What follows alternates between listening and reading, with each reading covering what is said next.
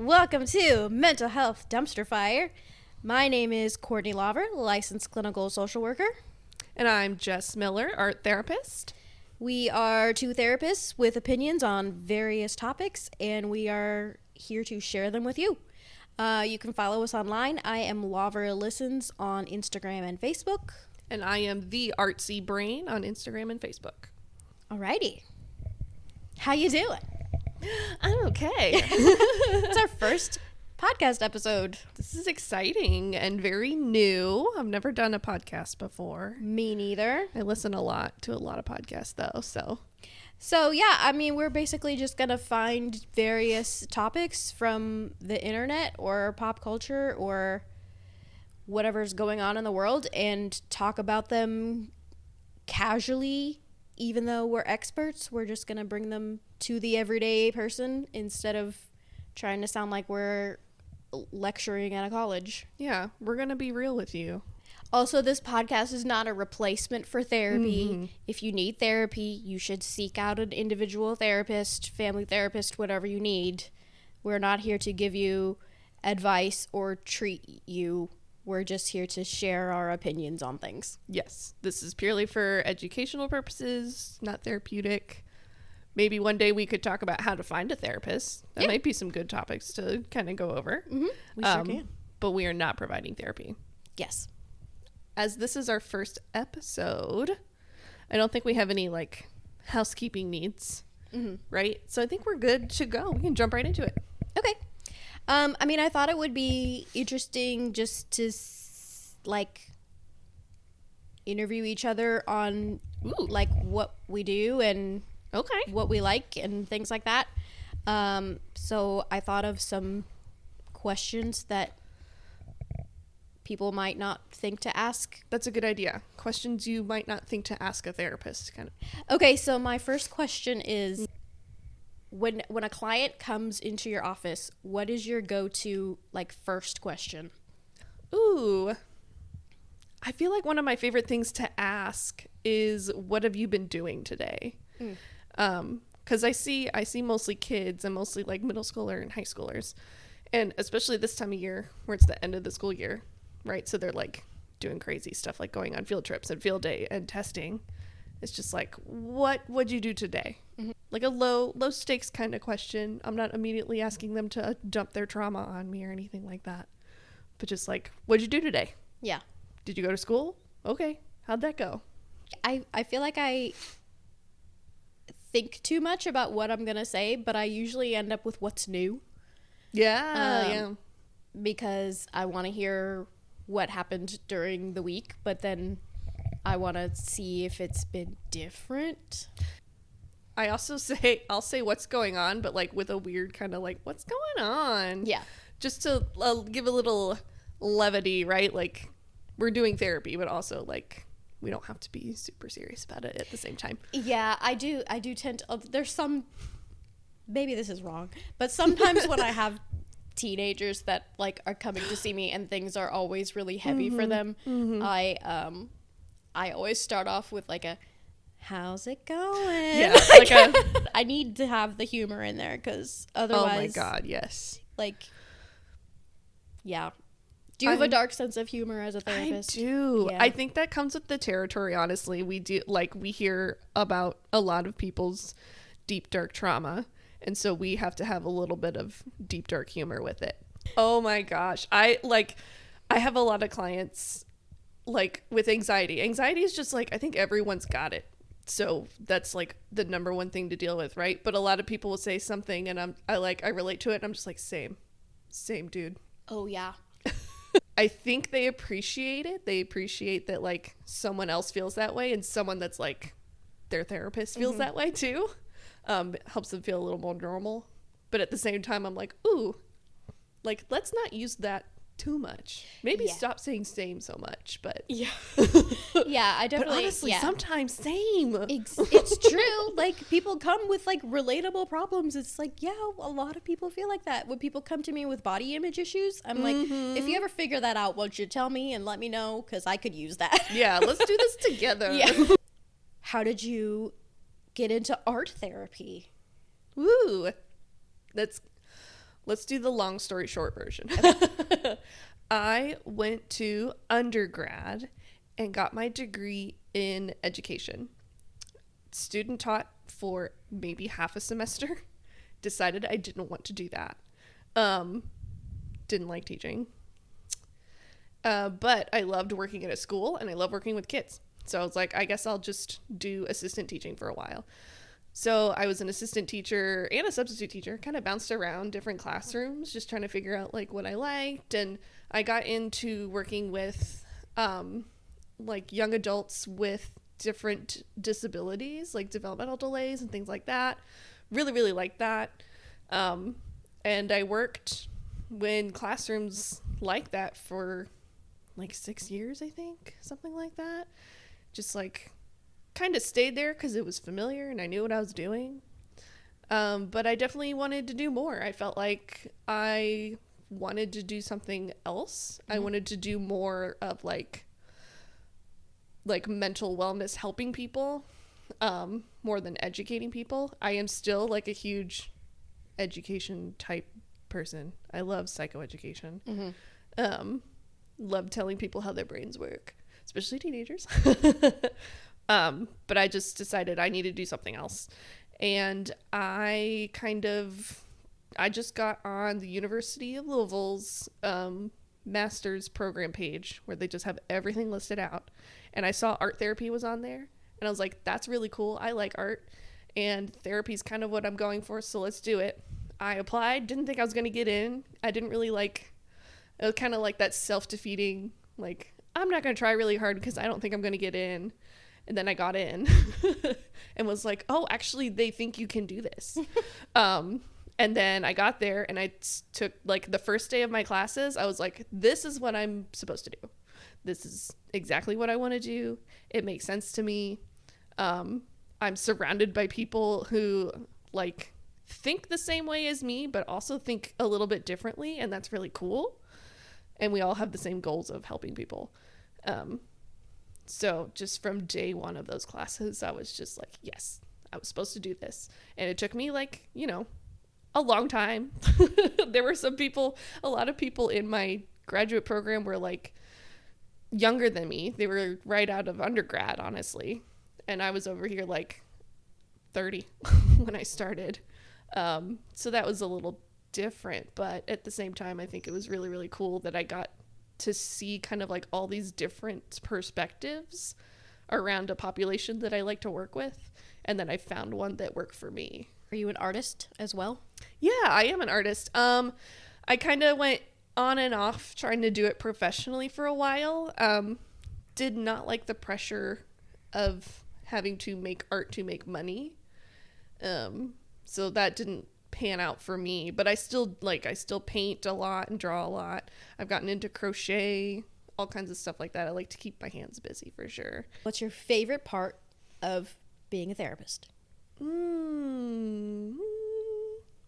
Honestly, just like that initial when I see my client or whoever I'm going to see that day and they're like ready to go, that makes me feel really good. Like just they want to be there, but also they're like excited to work on themselves too. Oh, I love when they decide that they're ready to do the work. Yeah, it feels really good as a therapist, but it also just like, it's so nice. I don't know. It's so wonderful to see people who are like ready to do that for themselves. And my background, I guess, is in a lot of, it's never been like, well, it kind of was like mandatory therapy. Like they had to do therapy as part of the program that they were in. I have had a lot of clients that started off with like, okay, well, I'm here because I have to be. And then they, at some point, decide like, oh, I could actually benefit from this. Yeah. And that's a good feeling. Yeah. Yeah. They choose that for themselves. They like completely turn around. They're like, actually, this is going to be really good for me and I'm going to actually try. Yep. Yeah, that's really nice too. So how did you get into doing therapy? How'd you become a therapist? I was always interested in psychology And when I was in high school, I decided I kind of wanted to do a therapy thing, but I always said, like, I want to be a therapist, but I don't want to be the kind of therapist that, like, waits for people to figure it out. I just want to tell people what to do. That's the bane of my existence. I just want to tell people the answer. Well, so that's how I ended up doing social work, is because because that's what you do it in can social be work. kind of case management-y, where if you're just being a case manager, you're like, all right, let's go, get your driver's license, let's do it. Like, Yep, we're doing it. yeah, Fill out this paperwork, let's go. yeah. So that's kind of how I picked social work. And then as I started doing the clinical work in grad school, I was like, oh, there is a benefit to, like, helping people figure out how to do it themselves and not just telling them what to do so that they just feel like, okay, she just told me to do it, and so I'm doing it. Yeah. Like, giving them reasons why they should do Right. things. So now I worked in child welfare for a really long time, and now I'm doing private practice, and that's very different. Mm-hmm. So, yeah, I really like the therapy part of it because I like helping people help themselves. So I did grow out of that. Let me just tell you what to do. But every once in a while, I'll have to sit somebody down and be like, listen, Yeah. you're doing it wrong. Yeah. Sometimes we have to get a little confrontational and be like, okay, but is this working for you right now? It doesn't seem like it. So Yeah. very like Alexis Rose. Yeah. I love this journey for you and like all this stuff, but is it actually working? It doesn't sound like it's working. Yeah, I do every once in a while have to give a blunt, like, and how's that working? Oh yeah. How's that going? That's my favorite thing to do, especially with teenagers, man. I love working with teenagers, but they'll be telling me their drama or whatever. And I'm like, okay, so what are you going to do about it? And they tell me, I'm like, okay, how's that work? Mm-hmm. Because you're still telling me about it. So obviously it's not working. Yeah. Teenagers and parents. Mm-hmm. Yeah. When parents say, like, well, this is how I parent, I'm like, okay, how's that working? Yep. Because you're here seeing me. Mm-hmm. Your kid's here seeing me. Yeah. Yeah. Like there's something here that's not working and we need to adjust for sure. For sure. Yeah. Yeah. Yeah. Confrontation sometimes happens in therapy, y'all. Sometimes it's necessary. Yeah, and as a non-confrontational person in my real life, it's really hard to do that. It is.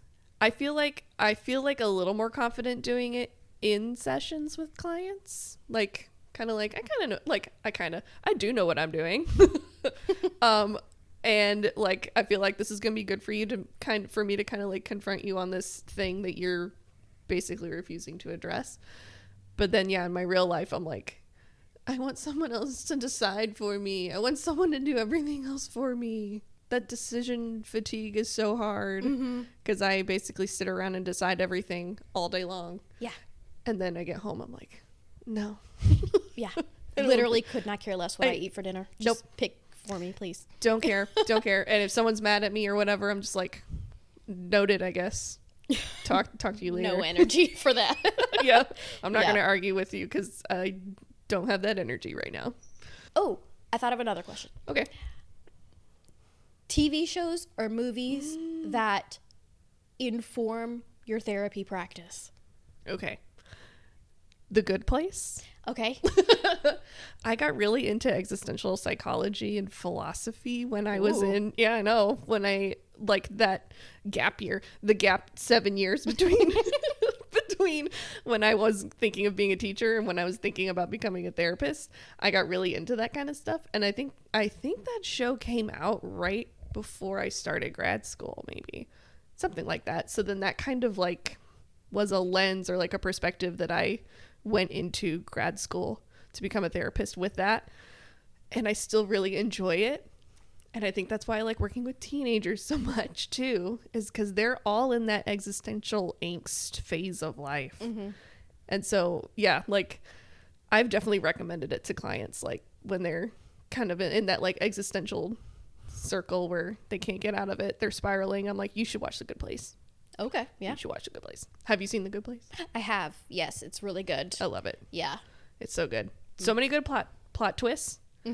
And does a really good job of explaining like basic existential and like moralistic philosophy. I don't think I have one that like informs my practice, like that I use lessons from. I definitely like recommend things to people like, oh, you're feeling depressed, watch Parks and Rec, because you'll feel better. Like, you'll just feel better. If you have social anxiety, maybe don't watch The Office because it's so awkward that it might be extra painful. Mm-hmm. But also maybe watch it for exposure to awkwardness. Yeah. Yeah.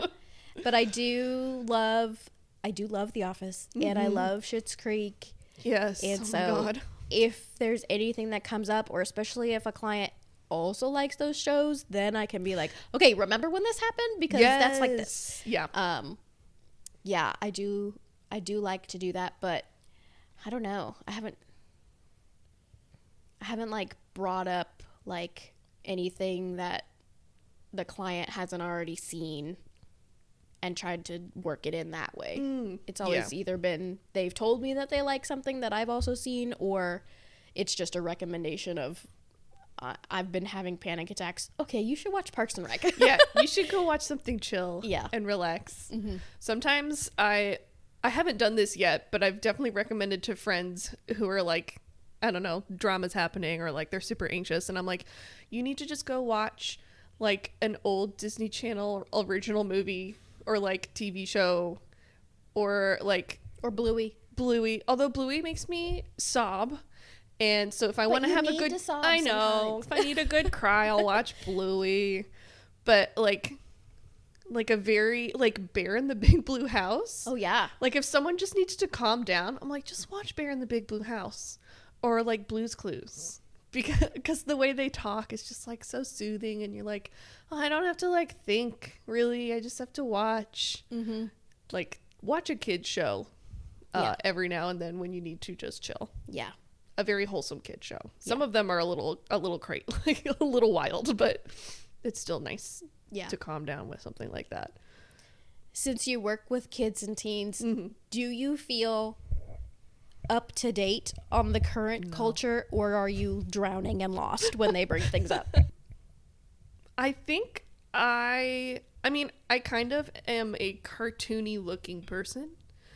And like I watch a lot of TikTok and I get a lot of stuff from there, I guess. But for the most part, I feel like, especially with kids that are right around like 4th, 5th, 6th grade, I'm like, I have no idea what you're talking about sometimes. But also, I will stop and be like, hang on, I don't know what that means. Can you tell me what that is? I have no idea what that means. Okay, so you will admit when you don't know things? Oh, yeah. Oh, a lot of times I just pretend like I know what they're talking about and I look it up later. I guess it depends. Like everything in therapy, it does depend on the situation. But like if they're talking about something like so and so at school and we were playing blah blah blah Roblox or whatever and blah blah blah happens, and I'm like, hang on, you gotta explain to me again how Roblox works, because that's not what I thought it was. I get that and Minecraft mixed up all the time because they're both pixely looking things. Yeah. But yeah, like I will, if it's like important for me to understand the context, I will stop and be like, hey, can you explain this to me? But every now and then a teenager will throw something at me and I'm like, I'm afraid to ask because I feel like I should know that. So I'll look it up later. Yeah. But I think for the most part, I do ask them, like in the moment, like, hey, I don't know what that is. Can you tell me? Yeah. Every once in a while, I'll ask, and sometimes they'll look at me and they'll be like, do you know what that is? And I'll say, no, I don't. Sorry. Also, with teenagers, I love when like they let a curse word slip because they're just like trying to explain something to me and they just get kind of like worked up, emotional, and so they slip up and will curse and they like look at me and I'm like, I am not a teacher, I'm not your mom. Like if that's how you're going to express yourself and that's how you naturally express yourself to like your friends and stuff, you can curse. I don't care. Yeah. I'm not as long like as it's not recording directed at me. Yeah. Yeah. As long as you're not calling me awful things, which even if they did, I don't think I would do anything about it unless I felt like seriously threatened. But like if they're just mad and they just need to like call me something rude, I'll be like, okay, moving on. Does that happen to you often? Not with clients. Okay. I guess that's just from my real life. If like someone like out at a bar or something, or I don't know, a friend were to say something rude to me to my face, I would just be like, cool, I'll talk to you about it later, but like right now you're kind of in my face and worked up. So Well, I think that's fair. Yeah. Yeah. If a client was directly disrespectful to me, I would have to say something about, okay, not Yeah. acceptable. Let's not set a precedent yeah. for that. Yeah. But yeah, that's true. Yeah, like if a client straight up called me a bitch to my face, then I would be like, okay, well, don't like that. Not sure where that came from. Let's talk about why you did that. I have a Reddit post about therapy. Or I have some parenting things that we could look at. I'm curious what the Reddit post on therapy is. Okay. Since we're kind of just doing some general therapy talk today. Yeah. So this is a post from r/therapy, and the post says, "Are therapists actually helpful?" And they said, "Without going into too much detail, I've struggled throughout my life with anxiety and depression stemming from some trauma that isn't particularly pertinent to this conversation. Over the last 5 years, I've seen 6 different therapists, some for only a few months, others to closer to a year. While pretty much all of them were friendly and decent enough to chat with, none of them were particularly helpful in any meaningful way. They all offered some sort of meaningless platitudes and exercises to try at home, little worksheets showing where certain emotions stem from, comparisons with other people, hypothetical situations to consider, etc. But none of it was actually much deeper or more helpful than a motivational poster. Keep hanging in there, buddy. Having said that, I do appreciate being able to just chat with someone, but none of them seemed to have any more insight than just about any random person I could have chosen to speak with. For $50 to $100 an hour, I found it kind of absurd some of the time. So my question is, have your experiences been any different? Did I just happen to get a few lemons in a row?" Yeah. I mean, I've had some clients who have previously seen other therapists who left their therapist because their therapist graduated them out or whatever, and then they were like, well, I still feel like I need a therapist, which is totally valid. And I've had people tell me that their therapist like ghosted them and awful stuff like that. But yeah, what that was kind of making me think of was like therapists who have a huge caseload and like take on maybe too much wouldn't be able to give what they need to the clients. So they're just kind of doing the same general thing for everyone, but like you can't treat everyone the same. Yeah. You can't like give everyone the same pill and expect everyone to be cured, right? Right. So you can't expect therapy to be the same for everyone either. I don't know. It sounds like that person maybe could try art therapy though. Yeah. That's If what I was they're- thinking too. They need yeah. something more or less directive. Right. Yeah. Yeah. A little more expressive than directive. Yeah. Yeah. Especially like if they're saying that they feel the need to talk to a therapist about things. It also, I have a lot of thoughts. It sounds a little bit too like maybe the other therapists they're seeing were maybe very like solution focused and not really totally listening to what the client needed. Because not everybody needs a solution. They just need someone to talk to and validate them and then maybe help them with a couple other things. Therapists do get burnt out. It's hard to balance like a caseload to supplement yourself and survive on an income that you need while also remaining available to everybody. That's really hard for therapists, but also sometimes it is like a modality problem. And it's hard to kind of figure out what modality you need when you don't know what the modalities are. And sometimes you do have to shop around a little bit for a therapist. I will say that people should not be afraid to tell their therapist that what's going on is not working. 100%. You're allowed to say what you need and what works and what doesn't work. You're allowed to talk shit about your former therapist and say, here's what they did and how it didn't help so that we can avoid that in the future. And you're allowed to ask questions about, like, why are you doing this and how is it going to help me? Because it's an investment in your time and your money and your health. So you want it to be worth your while. Yeah. And you need to be able to get out from it what you need. Yeah. Yeah. And I think people, yes, therapists, like, we have all these trainings and hours that we do, and we're certified in all these things. We're experts in our field. But at the same time, just because we're an expert in what we do doesn't mean that what we do is going to help you. And I think a lot of people just don't really know that there's different, like, modalities and methods of therapy. A lot of people just kind of assume the laying on a couch and your therapist is asking you questions about if you like your mom or not. We don't do that anymore, typically, unless, like, your problem is your relationship with your mom. But otherwise, that's not how it goes. Especially, like, art therapy. That's not what I do. We sit on the floor a lot, honestly. But yeah, I don't think people realize that there's just so many different kinds of therapy and mental health practices. And so they just go into it and don't know the questions to ask and don't know, like, what to expect, really, because they just don't know. People don't know what's out there.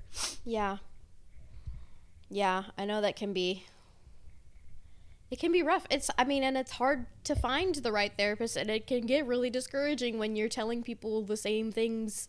Like, you have to kind of tell them your trauma when you first meet them so that they know what you want to work on. So it does take a lot of vulnerability, and that can be exhausting to open up to somebody and then have them not be the right fit for you. Yeah. Then you have to do it again for the next therapist with the potential that it's not going to work out. Yeah. Not every therapist is going to be a good fit for you. And I think it's okay to quit with therapist. Yeah. It doesn't fit. That's totally fine. Well, and then they commented later on that they never expected a therapist to fix them, but just to maybe give some form of insight that I hadn't already considered. And then they tried some medication and that helped. So yeah, I mean, sometimes it's hard to go in with expectations of, well, this person's gonna give me something that I hadn't already thought of, especially like going to therapy as a therapist is hard. Oh yeah. Because it's like, well, I know what you're gonna tell me. That's why my therapist is not an art therapist, because I'm like, I know what you're doing. Yeah.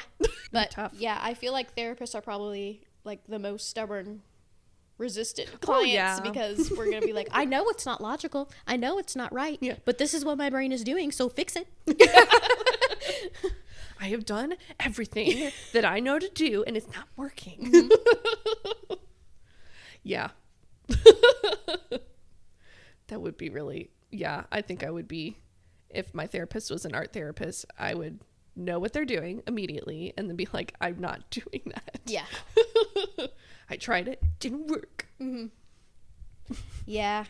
Blessings to my therapist. Sorry, girl. We love you. Yeah. Well, yeah, I feel bad that this person is having a hard time finding a therapist or feels like they're going to give up on therapy.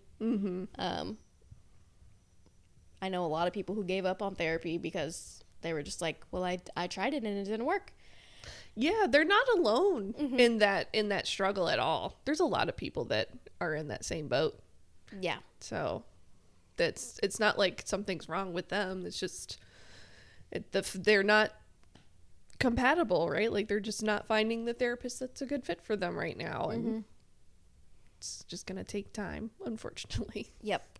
And just like I tell my clients and especially parents, just because you tried it once doesn't mean it didn't work. Right. Or it's not gonna work. Consistency is important. And if you truly did give it your all and it didn't work out, there are a million different ways to do therapy. And yeah, it can be a pain to try to find one, but it's out there. Yeah. Yeah. Yeah, that's really important too. Like that consistency is so important to build any kind of growth in anything. It's just being consistent about it and doing it over and over again. And yeah, if you try a method one time and it didn't work for you, that doesn't mean that it was the wrong thing to do. I'm sure there are a lot of people that commented on that thread and were like, I feel the same, or I've gone through something similar. Yeah, it was posted less than 24 hours ago, so most people were just saying like what we were saying, like there's different types of therapy, there's different methodologies, and they can all be helpful for different problems and different people.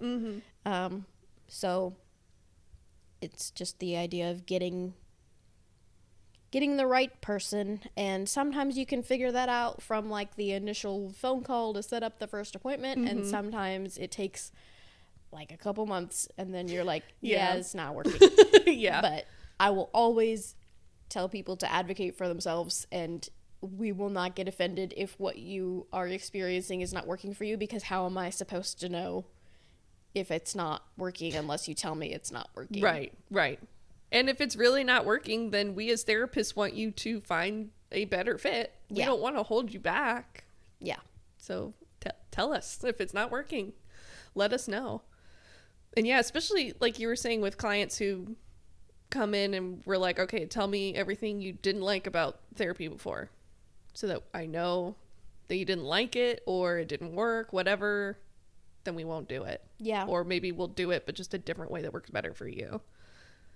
Yeah. I had to do that a lot with the foster kids that I saw, because they're like 10 years old and have had 10 therapists, because there's such a high turnover rate, or they had to move and then they were in a different agency. That's why they had to get a new therapist. And they were just like, this is the last thing I want to do, is talk to a brand new person who has to do another assessment. So they have to have my history. Yeah. And I just don't want to do it. So that was my go-to question, was like, well, what did you hate about your previous therapist? What did you like about your previous therapist, so that I can either avoid or keep doing those things to help the transition be easier? Because I cannot imagine having to tell people about the abuse that I endured over and over again to complete strangers. Yeah, gosh, that's and then they, with a kid that has to do that over and over again with all these different people, they're going to lose faith in the potential that therapy is going to help them. Well, yeah, because it takes time for it to work. And so if you're moving all around, like, it might not have worked. Yeah. Like, it's totally valid to have a cynical view of therapy and feel like it's not going to work if it hasn't worked, because you haven't been able to be there long enough for it to work. I will say, even though it's really hard, and I have issues with this as well, if the therapist that you're seeing is not going to work out, try really hard not to just ghost and just stop making appointments, because we do care and we worry about our clients and we want to make sure that you're okay. So I don't like being ghosted by anybody. Yeah. Especially if I'm a client, I'm concerned for you and I want to know that you're okay. Yeah. I will not be offended if you decide that I am not the right fit for you. Yeah. Just shoot me a text or an email and be like, I'm not coming back. Then that's totally fine. Yeah. That's okay. Yeah. I know that's hard to, like, feels like you're breaking up with somebody, but. Yeah. It's like a weird, like, it's like kind of like quitting a job, but also kind of like breaking up with a friend kind of a thing. Yeah. Cause I know, like, we've talked about so much stuff and I get that it's hard, But yeah, please don't Yeah. ghost me. Yeah. But yeah, because, like, you're my client, so I work for you. So you're my boss. And so if I'm not doing something correctly, you need to tell me. Let me know. Give me Yeah. a little performance review. Yeah. And then if you need to fire me, okay. That's fine. We will do that, and we will figure something out moving forward. Yeah. And I might know somebody that would be a better fit. Like, So- yeah, likely I will know someone who's a better fit, especially if you tell me exactly what it is that you're struggling with or that is not working with me. Then I can be like, oh, I know someone who does it completely differently, and I think they'd be a better fit anyway. And that's something that I hope that this podcast will be able to help with too, is kind of give people an idea of different types of therapists that are out there. I'm hoping we'll eventually have like guests that we can bring on. Because it's really overwhelming to just Google like types of therapy. Yeah. It's a lot of information, and it might not all make sense. A lot of it is probably going to be like right out of a college syllabus, you know, Right. like Yeah, it it's doesn't gonna be make sense to hard. me. I'm still trying to figure out what EMDR is. yeah. I guess I get how it works, like how it in the brain it works, but then when someone tells me how they like actually do it, I'm like, I don't know. I don't think I actually understand maybe how the brain works. I have looked up like YouTube videos of like EMDR for dummies basically, and they're very informational, but I just start to think like, okay, so then like how would a therapist do it? And then I get lost. Yeah, I mean, I think that's what the training's for. Yeah. You do have to be trained and Yeah. certified to do it. So yeah, I guess that's where the magic happens. I do Is the want to get training. trained in it, but it's expensive. It is very expensive. Yeah. Yeah, every time I look at a training, I'm like, I want to do that. I want to get that certification. And it's very expensive. And then I have to be like, well, I guess not. Maybe later. Yeah, maybe later. Yeah. It's expensive to be a therapist. Yeah, they don't tell you that in grad school. They really don't. They really don't. put all that money into student loans, or take out all those student loans. I don't put money into them yet. Yeah. And then you get out of grad school, you got to pay for your license. You got to pay for Exams. your board exams. You got to pay for trainings because you have to have a certain number of hours of trainings every year to keep your license, which completely makes sense. You want to be up to date. I want an informed therapist. Yeah, I want a therapist who's up to date on all the new stuff that works. And if a therapist is in a certain kind of niche population, I want that therapist to be trained in that niche population. It makes sense. I get it. But it's so expensive. And it adds up, especially like those first couple of years right out of grad school. Like, you got to pay for all those exams and supervision. You have to pay for in supervision is when a certified therapist in your license, you meet with them like once or twice a week to talk about your caseloads and your cases and stuff. So, but you have to pay them basically for that hour of supervision. So, and then you're meeting with them like once or twice a month. That adds up. Like, it's so expensive to those first couple years to be a therapist. It's overwhelming at times. I'm not gonna lie. Then I do play therapy, so then I have to buy toys and games and I constantly am asking people like, do you have art supplies you want to get rid of? Give them to me. Yeah. Like, Yeah. begging people to buy me reams of copy paper so that I don't have to worry about running out of a supply of paper, which is crazy to me. that would be a Be nightmare. upsetting. Yeah. Yeah. Well, okay, let me do this one because I just thought this was interesting. TikTok Ooh. trends. I am on parenting TikTok. Another interesting thing about being a therapist that works with children is that I'm often doing parenting education, and they get very offended when they learn that I do not have children myself. Then, yeah, like I get it. I understand it. Like, having your kid's therapist does not have kids themselves. I get where that kind of like, I don't know if I believe you.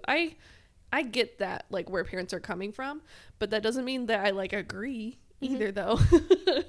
Like, I get it. I get that I'm also, like, a complete stranger and stuff, and I'm 31 years old, and you're older than me, and I'm telling you how to parent, and I know that's tricky and icky and doesn't feel super great.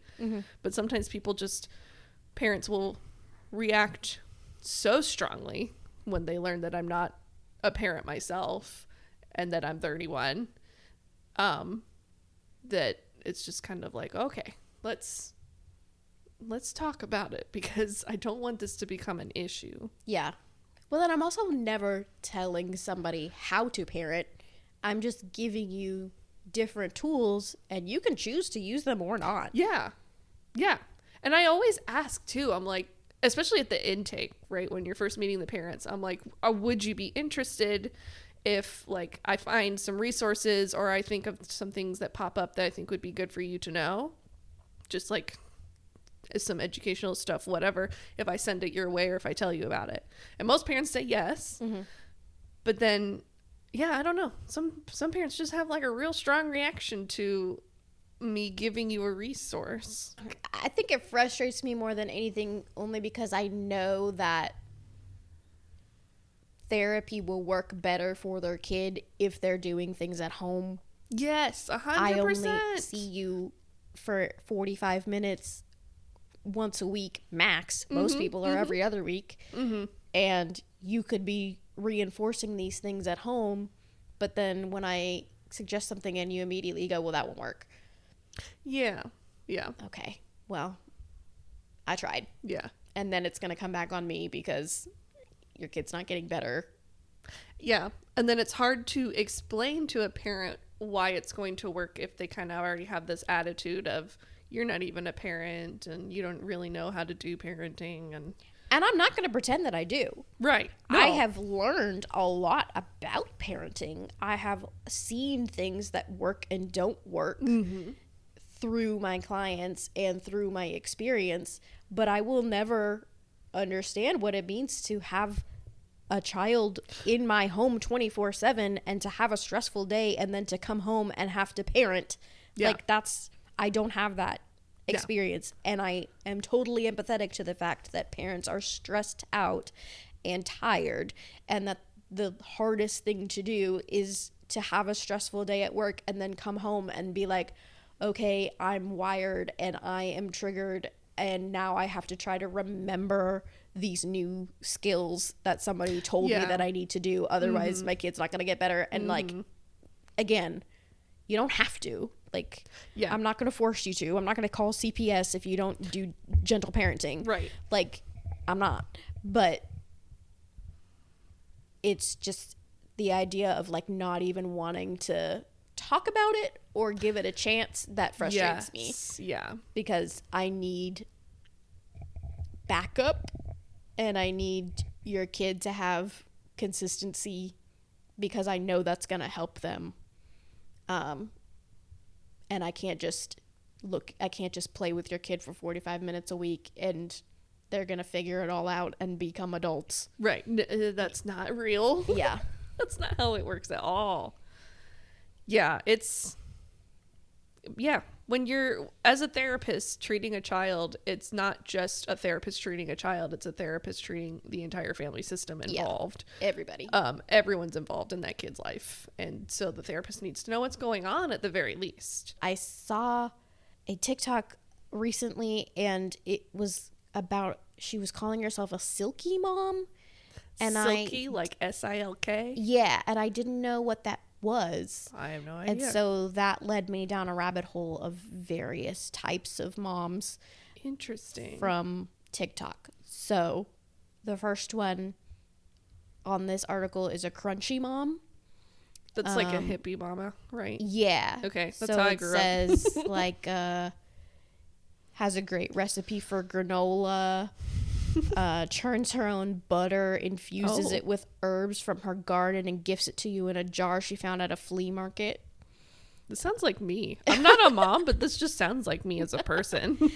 Buys secondhand clothes for her kids except for shoes. Okay. Can't bring herself to do fast food and is considering going vegan. Oh. and then takes pride in making things by hand and from the heart for her family, but doesn't beat herself up about it. If I were a mom, I'd be this mom. Yeah. So that's a crunchy mom. Crunchy mom. And then a silky mom, it says, lets her kids have unrestricted screen time because she grew up in front of the TV and turned out just fine. Packs cartoon character cookies, pudding packs, and salty snacks for school lunch because she knows her kid will eat it, and that's what counts. Buys the sugary snacks and juice because they're just baby teeth. Oh. Oh no. Has the house all the kids want to hang out at because there are a few rules and a lot of fun, and then does what makes her family happy because life is for living. And this is called the silky mom. The opposite of crunchy. I get it now. Like crunchy peanut butter Yeah. and smooth peanut butter. Yeah. So Smooth mom sounds weird though. Silky moms are like permissive moms. Yes, very permissive. Yeah. So the TikTok that I saw, she was like, yeah, I'm the silky mom, so I let them eat candy whenever they want, and they each have their own iPad with unrestricted screen time, and they can just do whatever they want. They all have TVs in their rooms, and so it's just permissive parenting. Yeah, very permissive. And good luck. Yeah, I was gonna say that unlimited screen time, not a fan of. Not a fan. Yeah, good luck when your kids are teenagers. Yeah, I don't even have unlimited screen time. I have a limit for myself because if I didn't, things would be terrible. Like, I would be such a grumpy person. Yeah. Okay. So then the next one on this list is the scrunchy mom. And that is kind of like they say it's the halfway between crunchy and silky. Oh, okay. So lets the kids watch 6 hours of movies on a lazy Sunday or a hard Tuesday. Makes incredible chocolate chip cookies, but sometimes they have carob and honey. Keeps meaning to donate the bag of clothes sitting in her trunk. Is happy with her choices for her family and is moving on from mom trend discourse. So she's not following the trends. She's a scrunchy mom. Scrunchy. These descriptive words are funny. Yeah. And then there's the influencer mom. And those are the ones who asks you to sign a media release form to cover your kid attending all the events she'll be filming. Dresses her kids in clothes, shoes, and accoutrements far cooler than your own. Like designer clothes for babies. Like, what are accoutrements? I don't know that word. Yeah. Wakes up at 5 a.m. to exercise, meditate, journal, meal prep, and shower before planning, shooting, editing, and posting a reel of the multi-layered fancy coffee she just perfected. So, wow. The ones who are putting their kids online and doing family vlogs and that kind of stuff, which I've never met an influencer mom in person, and I don't know if I'd like to. Yeah, I don't know how I feel about that. It feels like child labor. It feels like child labor. Your kids also can't really give consent to that kind of because they don't know what's going on. They're too young to know what's going on, right? Yeah. Like, they don't know the implications of being chronically online yet. And it's gonna be out there, like, for the rest of their life. When they are 16, their friends are gonna find it, and they're gonna, no matter what it is, they're gonna make fun of them for it. Yeah. And also, like, who's watching it? It makes me think of like, oh my gosh, dance moms. That's what I'm picturing in my head of what an influencer mom is like, but maybe like a dance mom that doesn't yell at her kid constantly. They might, though. They don't know. I guess that's true. I don't know how it's good, because how do you get a kid to do hours of content every day? Yeah, and you don't know what's happening when they're not filming. Okay, so the last one on here is an almond mom. Okay. And it says she wears athletic gear at drop-off and then usually goes to work out. Has one of those TikTok pantries with everything labeled beautifully. Makes meticulous lunches for her kids that don't contain processed sugar, but were packed with lots of love. And then maybe attempting to break unhealthy cycles and is doing her best to take care of her family, which I feel like is all the moms. Yeah. We're just trying to do the best we can with what we have. And none of those moms are like inherently bad or inherently good. They're just like funny kind of like stereotyped, I guess, or like categories of mom Yeah. that are, I mean, some of them can be extreme for sure and not be great, but yeah, none of them are bad or good. They're just different ways to be mom. Different types of parenting styles Yeah. and different types of personalities. Yeah. That's another thing I won't understand as someone who's not a mom is the pressure of the internet telling you how to parent and like needing to be like the perfect mom for the internet. Yeah. Yeah. Yeah, I've always been of the mind of like, as soon as I start having kids, I'm going to be like at home.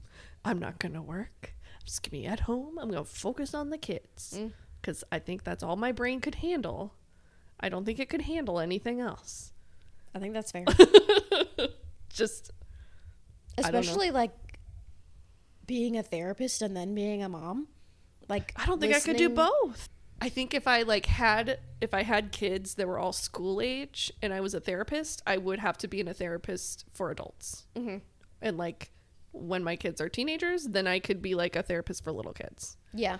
I wouldn't be able to be a parent of a teenager and a therapist for teenagers. Yeah. Because there would just be way too much like countertransference going on of just me making way too many comparisons between my kid and the kids I'm seeing, and that would be so exhausting too. Alrighty. Well, that's what I got for today. Okay. If this gets published out on the internet, engage with it. Subscribe to our podcast. Let us know what we should talk about in the future. Tell your friends. There are two weird therapists talking about whatever they want on the internet. You should listen to them. And ask us questions about therapy. Yeah. Ask us questions about therapy. Give us some feedback. Like rate the podcast. Let us know what you think. But be nice because I'm sensitive. Yeah, be nice. We are like putting our faces online and our voices, and Yeah. that's terrifying. And we're A new. little We've bit. never done it before. We're just babies. Babies. But you can trust us Yeah. with your feelings. Yeah. So, We are professionals too. We're professional babies. yes, professional babies. All right, y'all. Well, it's been real. And we hope you'll join us again for another episode. Mental health dumpster fire. That's the name of the show. We decided. It's go back official now. now. We've said it at least twice. So it's for real. All right. We'll see you next time. Bye. Bye.